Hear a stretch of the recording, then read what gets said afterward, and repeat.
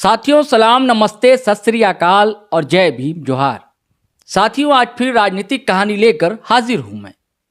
वो कहानी है बिहार की, जिसका सिरा पटना से लेकर दिल्ली तक पहुंचता है। दिल्ली तक इसलिए कि वही हाई कमान है एनडीए का भी और इंडिया गठबंधन का भी या कांग्रेस का भी। साथियों अब तक जो तस्वीरें थी वो ऐसा लग रहा था कि बिहार में महागठबंधन को यानी कि इंडिया अलायंस को कोई तोड़ नहीं सकता। लेकिन वहां भी हालांकि रकीबों की, दुश्मनों की नजर पड़ गई। कहते हैं कि माएँ जो हैं हमारे बिहार यूपी की, बच्चों के पेशानी पे या कहीं पे टीका, काला टीका लगा दिया करती है। लेकिन ऐसा लगता है कि काला टीका गठबंधन के माथे पर किसी ने नहीं लगाया था। खबर जो बहुत अच्छी खबर नहीं है दोस्तों। खबर यह है कि अब बिहार में जो महागठबंधन है वो टूटने वाला है। इंडिया अलायंस क्या पूरी तरह टूट जाएगा? अभी भी संशय बना हुआ है, शक के बादल छाए हुए हैं। अब देखिए होता क्या है। तो आज की कहानी का विषय यही है कि क्या बिहार में महागठबंधन टूट जाएगा? क्या कांग्रेस और आरजेडी की जिद इसका कारण बनेगी? क्या इसका असर देश की राजनीति पर भी, यानी कि आने वाले जो 2024 के आम चुनाव हैं उस पर पड़ेगा?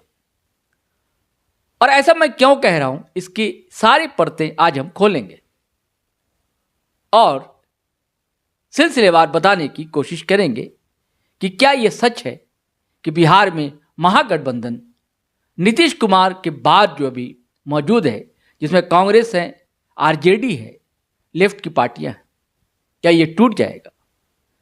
और टूटने का दोष जो है क्या लालू प्रसाद यादव के सर पर मढ़ दिया जाएगा?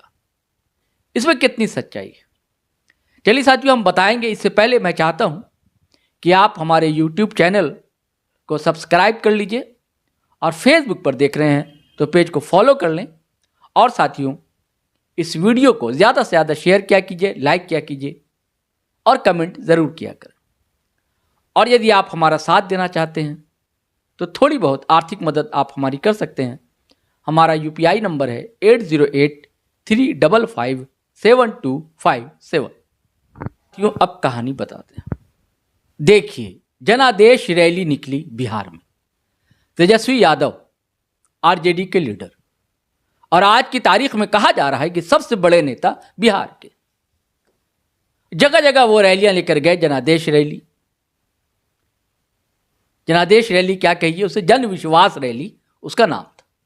उन्होंने यात्राएं की, कई जिलों में गए, कस्बों में गए, प्रखंड में गए और अच्छा जन समर्थन उन्हें मिला, इसमें दो मत नहीं। उसके बाद पटना, बिहार की राजधानी में एक बड़ी रैली का आयोजन किया, जिसमें लगभग सभी बड़े नेता जो इंडिया अलायंस के हैं वह मौजूद रहे। अखिलेश यादव थे, कांग्रेस के अध्यक्ष मल्लिकार्जुन खड़गे थे, कांग्रेस के स्टार लीडर अभी माने जा रहे राहुल गांधी थे, लेफ्ट के का धड़ा तो था ही। अब बड़ा मजमा जुटा था। कहा जा रहा था कि ऐतिहासिक भीड़ गांधी मैदान में जुटी। और उसके बाद से आत्मविश्वास जो है तेजस्वी यादव का कूट कूट कर भर गया और सामने आया तमाम ऊर्जाओं के साथ। और वह खुलकर बेबाक होकर अपनी बातें रखने लगे। और इस बीच हुआ ये कि टिकट बंटवारे की बात होने लगी। लेकिन आज घोषणा होगी, कल घोषणा होगी। इंडिया अलायंस की तरफ से बिहार में अब तक, आज शाम तक पूरी तरह घोषणा नहीं हो सकी है। हालांकि उसके जो बड़े धड़े हैं वहां बिहार में आरजेडी लगातार अपने उम्मीदवार की घोषणा भी कर रही है और सिंबल भी बांट रही है। और लेफ्ट की पार्टियां भी सक्रिय हैं, उन्होंने भी एक दो जगह घोषणा की उम्मीदवार की, कौन कहां से लड़ेगा। लेकिन अब तक जो है कांग्रेस पार्टी की ओर से किसी भी प्रत्याशी का ऐलान नहीं किया जाना, यह बड़ा सवाल खड़े करता है। खबरें ये आ रही हैं पटना और बिहार से, वो ये हैं कि दरअसल लालू प्रसाद यादव धड़ाधड़ बिना सलाह मशवरा किए राजद के उम्मीदवारों की घोषणा कर रहे हैं और उन्हें सिंबल भी बांट रहे हैं। पहले खबरें यह आई थी कि 10 से 12 सीटों पर कांग्रेस वहां से अपना उम्मीदवार खड़ा करेगी, लेकिन उसकी जितनी परंपरागत सीट थी कांग्रेस की, जैसे कि कटिहार है, सासाराम है, उसके बाद कह लीजिए औरंगाबाद है, ऐसी कई सीटें जहां से यह प्लान था कांग्रेस का कि वहां से वो जो फॉरवर्ड क्लास के जो लोग हैं, सवर्ण वर्ग से आने वाले हैं, उन्हें टिकट दी जाएगी ताकि एक जो सामाजिक समीकरण है चुनाव में ठीक ठाक बैठ जाए। लेकिन उन सीटों पर भी लालू प्रसाद यादव ने अपने उम्मीदवारों की घोषणा कर दी, जैसे कि औरंगाबाद में सत्येंद्र नारायण सिन्हा जो कि मुख्यमंत्री रहे, राजपूत बिरादरी से आते हैं, उस परिवार के हाथ में यह सीट थी औरंगाबाद की। उस परिवार से उनकी बहू भी लड़ी, उनके बेटे निखिल कुमार भी लड़े, निखिल कुमार सांसद रहे भी। लेकिन इस बार कांग्रेस की जगह आरजेडी ने अपना उम्मीदवार घोषित कर दिया, असेंबल भी बांट दिया। वो भी ऐसा उम्मीदवार जो कि कुछ दिनों पहले तक, एक शाम पहले तक कह लीजिए, वो जदयू का जिला अध्यक्ष था। उन्होंने वहां से इस्तीफा दिलवाया और आरजेडी की टिकट दे दी कि आप जो है चुनाव जो है वहां से लड़ेंगे।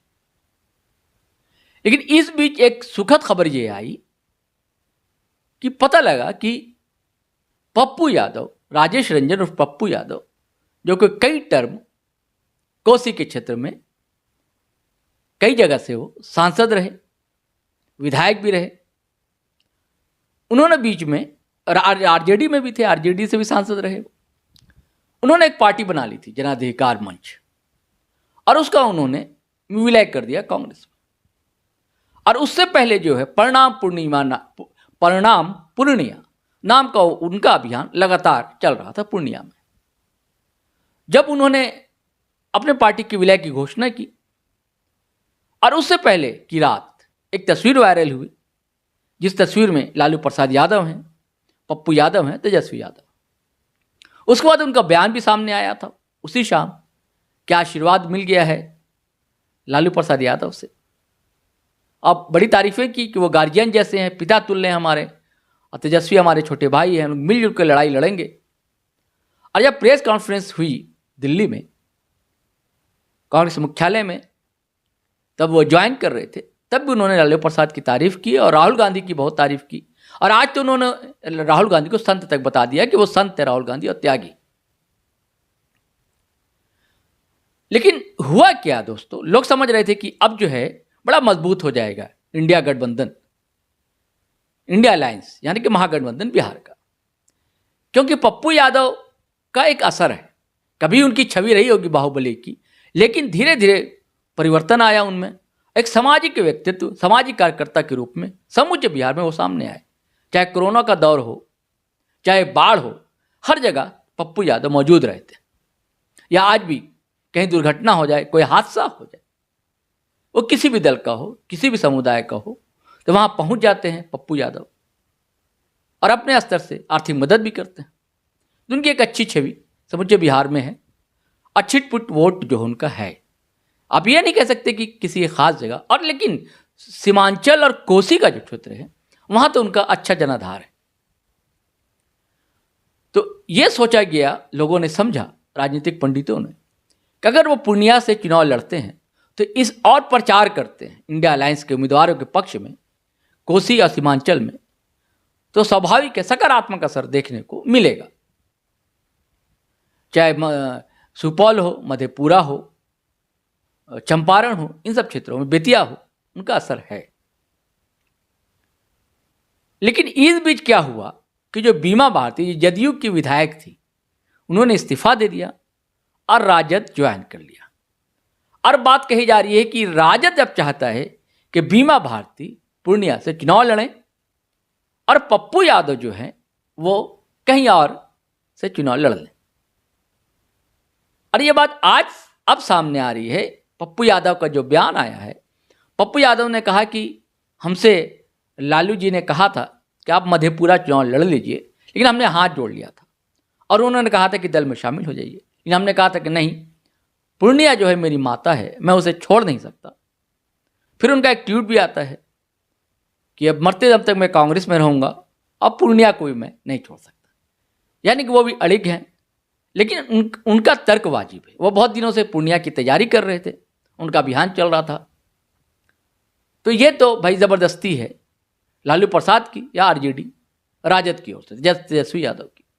ऐसा कई सीटों के साथ, अब 10 सीट नहीं, अब कहा जा रहा है कि 6 सीट जो है कांग्रेस को मिल सकती है, राजद दे सकता है, वो भी उनके मन माफिक सीट नहीं, जहां चाहेंगे आरजेडी वाले वहां दे सकते। तो ऐसा नहीं हो सकता ना भाई। कांग्रेस भी अब देखिए इसके पक्ष में जो आरजेडी के लोग तर्क दे रहे हैं वो ये है कि 2020 का जो विधानसभा चुनाव हुआ बिहार में, तब 70 सीटों पर कांग्रेस ने लड़ा था, गठबंधन में शामिल थी, और सिर्फ उसके 19 विधायक जीते। कहा जाता है कि तब के दौर के जो अध्यक्ष थे और जो कांग्रेस के जो लोग थे बिहार में, उन्होंने बंदरबाट किया, पैसे का भी, जो कांग्रेस की ओर से पैसे दिए गए थे उम्मीदवारों को बांटने के लिए भी, और टिकट भी बेची गई, ऐसा आरोप है। इसकी पुष्टि नहीं करता मैं, ऐसा आरोप है। और आरजेडी वालों को कहना है कि अगर 70 सीटों पर कांग्रेस के उम्मीदवार खड़े नहीं होते, कांग्रेस जिद नहीं करती 70 सीटों के लिए, तो हो सकता है कि आज जो सरकार जो है बिहार में तेजस्वी यादव की होती और तेजस्वी प्रसाद यादव जो है मुख्यमंत्री होते। यह भी तर्क अपनी जगह सही है कि कांग्रेस का तब इतना जनाधार नहीं था, उसे 70 सीटों पर खड़ा नहीं होना चाहिए। उसे जो है आरजेडी वाले आंक रहे हैं, उसी अनुसार टिकट बंटवारा कर रहे हैं कि इस बार ऐसी गलती नहीं हो। हम चाहते हैं कि ज़्यादा से ज़्यादा सीटों पर आरजेडी के उम्मीदवार खड़े हों और कुछ सीट है जो 6-7 सीट वहां कांग्रेस के उम्मीदवार खड़े हों। लेकिन अगर विधानसभा चुनाव का परिणाम देखता है राजद, तो उसे 2019 का लोकसभा चुनाव का परिणाम भी देखना चाहिए। एनडीए खाते में 40 लोकसभा सीट है बिहार में, और एनडीए के पक्ष में समूचा ग्राफ चला गया था, यानी कि 39 सांसद बिहार से एनडीए के जीते थे। और जो तब यूपीए 2 था गठबंधन, जो कांग्रेस आरजेडी वगैरह का, उस गठबंधन सिर्फ एक उम्मीदवार जीता था किशनगंज से, वो था कांग्रेस का उम्मीदवार। तो अगर आप 2020 विधानसभा देख रहे हैं तो 2019 आप लोकसभा चुनाव का परिणाम भी आप देखें, तब तो आप शून्य पर थे, आप कहीं भी नहीं था। आरजेडी का एक भी उम्मीदवार नहीं जीता था, और जीता था सिर्फ कांग्रेस का एक उम्मीदवार। और आज की तारीख में साथियों, ठीक है, तेजस्वी यादव ने जनविश्वास रैली के बहाने एक अच्छा खासा जनाधार पैदा किया, और आज की डेट में निसंदेह तेजस्वी यादव बड़े लीडर बनकर उभरे हैं। लेकिन कांग्रेस भी अब मजबूत है। देखिए, जो राहुल गांधी की जो दूसरी यात्रा हुई, भारत जोड़ो न्याय यात्रा, अब बिहार में पहुंची, तो उसमें भी अच्छी खासी भीड़ जुटी, और कहा यह भी जा रहा है कि पैन इंडिया यानी कि राष्ट्रीय स्तर पर अब माइनॉरिटी मुसलमानों का जो झुकाव है वो कांग्रेस की ओर है। देखिए, यही कारण है कि यूपी के अखिलेश यादव, सपा के लीडर, उन्होंने नाना करके प्यार तुम्ही से कर बैठे वाली बात कर ली। वो भी नहीं चाह रहे थे कांग्रेस से गठबंधन हो, लेकिन अंतिम समय में कर लिया, क्योंकि मुस्लिम लोगों का प्रेशर जो था, और देख रहे थे कि ऐसा ना हो कि छिटक कर वोट उधर चला जाए, मैं कहीं का नहीं रहूं। क्या ये डर आरजेडी को नहीं है? और अगर आरजेडी ये चाहती है कि अपने बूते चुनाव लड़ लें, अगर ऐसा कहा जा रहा है, देखिए मुझे विश्वास नहीं है, लेकिन जैसी खबर आ रही है तो बड़ी खतरनाक खबर है, डरावनी खबर है। खबर ये कहा यह जा रहा है कि भाजपा खेमा ने आखिर प्रेशर डाला है किन पर? आरजेडी पर। वैसा प्रेशर है कि आप ज्यादा से ज्यादा उम्मीदवार तो खड़ा करें, लेकिन ऐसी स्थिति ना हो कि आपका उम्मीदवार चुनाव जीत जाए, और आप अगर कांग्रेस से दूर रहें तो ज्यादा अच्छा होगा। देखिए, कई मामले में जो है लालू परिवार फंसा हुआ, और इधर आपने देखा होगा कि कई मामले में जमानत भी मिल गई है। जैसी आशंका थी कि तेजस्वी भी जेल जाएंगे, फिर लालू भी जेल जाएंगे, राबड़ी देवी के साथ कैसा बर्ताव किया जाएगा, ईडी है, सीबीआई है, कई मामले हैं, रेलवे का है, जमीन का मामला है, पहले जो मामले चल रहे वो दिगर हैं। उस तर्क को मजबूत किया जा रहा है कि प्रेशर है दरअसल भाजपा का कि आप तो चुनाव तो लड़िए, लेकिन ऐसा चुनाव ना लड़े कि लोकसभा में हमें दिक्कत हो जाए। आप कांग्रेस को थोड़ा कमजोर कीजिए, कांग्रेस के साथ पूरी तरह आप ना जाएं, या तो आप खामोश हो जाएं, अपना अलग चुनाव लड़ ले, जैसे कि मायावती लड़ रही हैं, चुपचाप हैं, किसी गठबंधन में नहीं। और इस बात को हवा जो मजलिस के जो समर्थक लोग हैं वैसे पत्रकारों ने ज्यादा दी। और आज शाम एक और खबर आई है, वो खबर ये है कि अब आरजेडी चाहता है कि मजलिस यानी कि AIIM यानी कि वैसी की पार्टी के साथ भी गठबंधन हो जाए। लेकिन वैसी की पार्टी का कहना है कि हम किशनगंज को छोड़कर और कहीं भी गठबंधन कर सकते हैं, क्योंकि किशनगंज से जो मजलिस के जो सदर हैं, अध्यक्ष हैं बिहार में, अख्तरुल ईमान, वो जो है चुनाव लड़ेंगे, घोषणा कर चुके हैं। और ये भी खबर आ रही है कि सहनी की पार्टी वो भी चाहती है मजलिस से गठबंधन करना, जो और उसका दर्न पहलवान जो हैं वो भी चाहते हैं गठबंधन करना। अब पता नहीं इसमें कितनी सच्चाई है, लेकिन ऐसी खबरें पटना से आ रही। अब देखिए इस खबर में कितनी सच्चाई है कि भाजपा का क्या प्रेशर है लालू प्रसाद यादव। लेकिन अब तक का जो लालू प्रसाद यादव का इतिहास रहा है साथियों, वो सेकुलरिज्म के लिए लड़ते रहे हैं। भ्रष्टाचार के उन पर आरोप लगे और लगातार उसको लेकर भी लड़े, वो लड़ाई लड़े, जेल के अंदर भी रहे और लगातार बयान आते रहे तेजस्वी यादव की भी, हम ना झुकने वाले हैं ना ही हम डरने वाले। लेकिन अचानक क्या हो गया, आप जब गठबंधन में शामिल हैं कांग्रेस के साथ, लेफ्ट के साथ, तो आपको मिलजुल कर तय करना था, सीटों का बंटवारा करना चाहिए था आपको। आपने नहीं किया और अनठिकानी जिसे कहते हैं बिहारी लहजे में, अनठिकानी आप जहां तहां जिसको भी चाह रहे हैं आप टिकट दे रहे हैं, असेंबल भी बांट दे रहे हैं। इतनी खबरें आई हैं 2-3 दिनों से चल रही हैं बिहार में कि अब टूट जाएगा गठबंधन। अब आखिरी उम्मीद जो है वो कांग्रेस हाईकमान है। अब खबर है कि मामला जो है दिल्ली पहुंच गया है और आज जो है आरजेडी सुप्रीमो लालू यादव, उनके सुपुत्र तेजस्वी यादव दिल्ली में है और शायद मीज़ा भारती भी दिल्ली में। अब देखिए कांग्रेस हाईकमान से इनकी बातचीत क्या होती है और सीट का जो बंटवारा है किस तादाद और किस संख्या तक पहुंचता है और सीटों का बंटवारा तय हो जाए।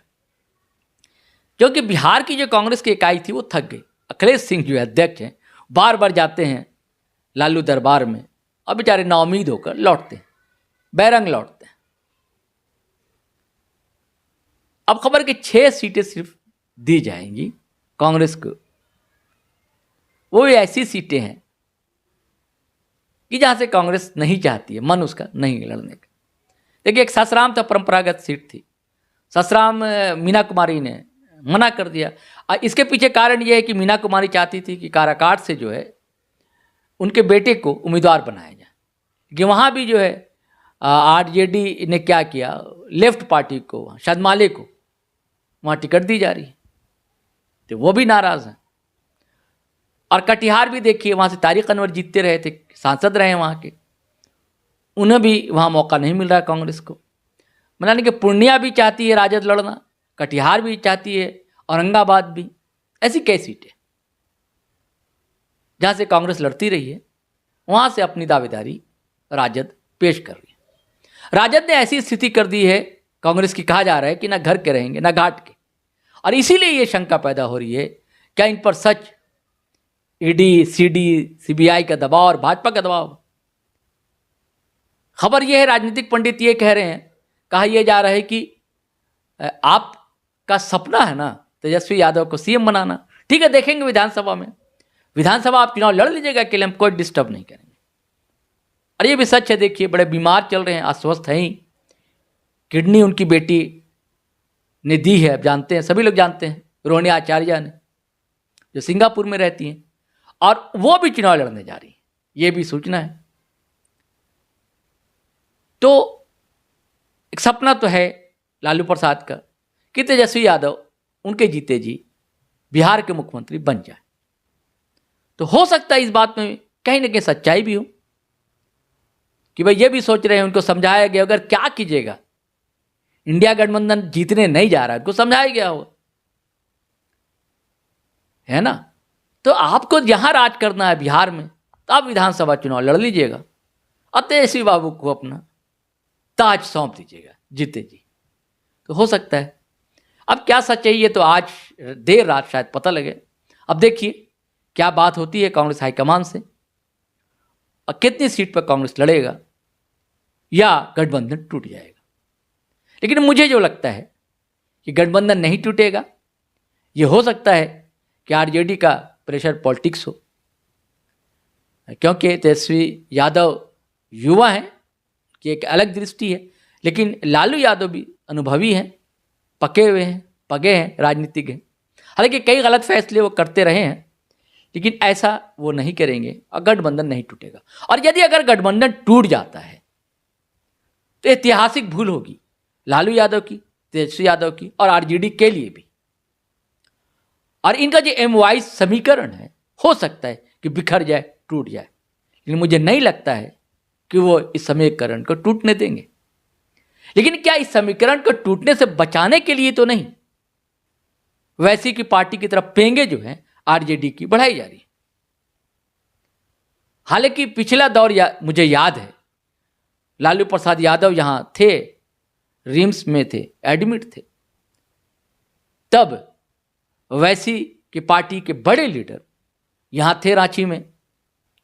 अब बहुत कोशिशें की थी कि समझौता हो जाए, गठबंधन में वो भी शामिल हो जाए धड़ा मजलिस का, लेकिन लालू यादव ने मिलने से इनकार कर दिया था। लेकिन उसके बाद क्या हुआ, दर्जन से अधिक सीटों पर मजलिस ने उम्मीदवार खड़े कर दिए। आप 5 उसके मिले जीत कर भी आए थे, हालांकि 4 को उन्होंने तोड़ दिया, ये बात अलग है। अब देखिए आगे आगे होता है क्या। मुझे नहीं लगता है कि कांग्रेस आरजेडी यानी कि महागठबंधन बिहार में टूट जाएगा। ये किसी न किसी तरह बात बन जाएगी, और अगर नहीं बनी तो बहुत बड़ी ऐतिहासिक चूक होगी, ऐतिहासिक भूल होगी। कांग्रेस को भी एक कदम पीछे अगर हटना है तो आरजेडी को भी एक कदम पीछे हटना पड़ेगा। देखिए जब तक दोनों साथ रहेंगे तो दही के जोड़न की तरह होंगे, तो अच्छा प्रदर्शन कर सकते हैं, क्योंकि लेफ्ट भी साथ है। अगर तेजस्वी बाबू ये समझते हैं कि जन विश्वास रैली में सिर्फ उनके ही लोग पहुंचे थे, तो ये उनकी भूल है। आपने तब के वीडियो देखे होंगे, तस्वीरें देखी होंगी, सबसे अधिक जो भीड़ अगर आई थी तो वो कम्युनिस्ट पार्टी के लोग थे, उसके कार्यकर्ता थे। पूरे गांधी मैदान जो है लाल झंडों से अटा पड़ा था, पटा पड़ा था। राजद का जो हरा झंडा वो कम ही दिखलाई दे रहा था। माले के कार्यकर्ता या CPI के कार्यकर्ता ज्यादा तादाद में वहां पहुंचे थे। और आज जो है निसंदेह जो है मजबूत स्थिति में है लेफ्ट। अब कांग्रेस भी इतना कमजोर बिहार में अभी नहीं है, तो ये सारी चीज़ों को समझना चाहिए। उन्हें यह भी समझना चाहिए ठीक है कि आप बड़े दल हैं, निर्णय आपको ही लेना वहाँ, लेकिन सोच समझ कर लेना होगा। तनाशाही वाला रवैया नहीं अपनाना होगा। यदि सच में आप चाहते हैं कि फांसीवादी ताकतें जो हैं सत्ता में ना शामिल हों, ना आए दोबारा, या आपको लगता है कि 10 साल जो रहा है मोदी काल वो अच्छा नहीं रहा है, अगर आपको लगता है कि एक साफ सुथरी सरकार केंद्र में बने, तो सभी जो इंडिया घटक के दल हैं उनको टिकट बंटवारे में सोच समझ कर निर्णय करना होगा। तो चलिए साथियों, आज इतना ही, इजाज़त दीजिए।